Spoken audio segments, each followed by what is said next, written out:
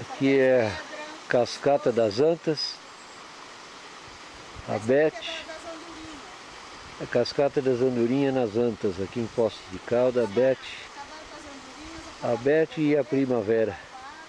Estamos aqui mostrando aqui que não tem mais água. Cascata seca.